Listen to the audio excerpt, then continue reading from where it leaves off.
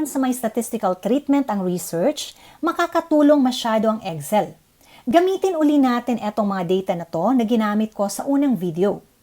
Sa pagkuha ng average, sabihin natin gusto nating malaman ang satisfaction level ng students ng Ateneo de Naga University sa online classes. Ang average para sa question 1 ay ganito. Lagay lang natin ang equal average at piliin natin ang range na gusto nating i-average. Ayan, meron na tayong average. Pwede nating i-adjust ang number of decimal places. Pindutin lang ang buttons na ito. Kalimitan ang gamit ko ay 2 decimal places.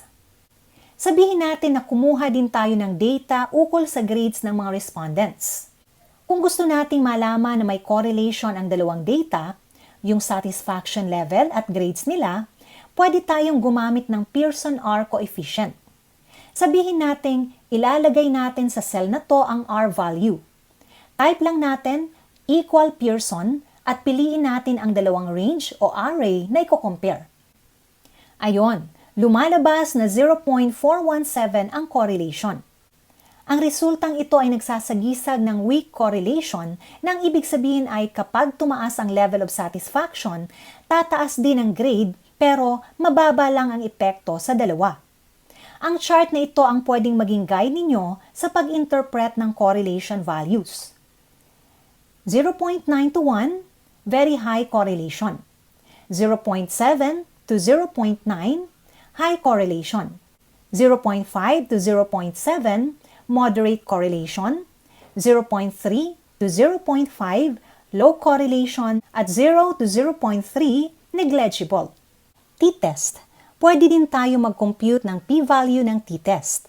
Sabihin natin itong dalawang dataset ay pwedeng i-compare gamit ang t-test. Ilalagay natin ang p-value sa cell na ito.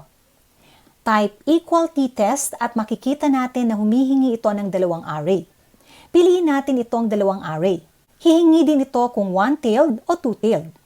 Piliin natin ang two-tailed dahil sabihin natin walang direction ng ating hypothesis. At meron pang isang pagpipilian kung paired o two sample equal or unequal variance. Piliin natin ang paired dahil parehong galing sa isang grupo ng respondent lamang ang data natin. Ang resulta ng t-test ay 7.58. Ngunit makikita nyo sa hulihan na may nakalagay na capital E, negative 11. Ang ibig sabihin nito ay merong exponential term na 10 superscript negative 11 ang value nito.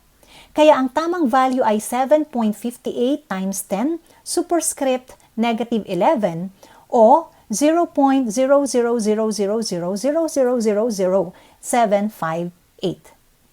Paano i-interpret ang resultang ito? Ang karaniwang significance level ng mga scientific studies ay 0.05.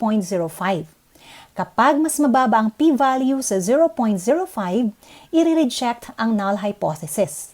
Kapag mas mataas naman sa 0.05 ang p-value, i-accept ang null hypothesis. Sa example na ito, i-reject natin ang null hypothesis.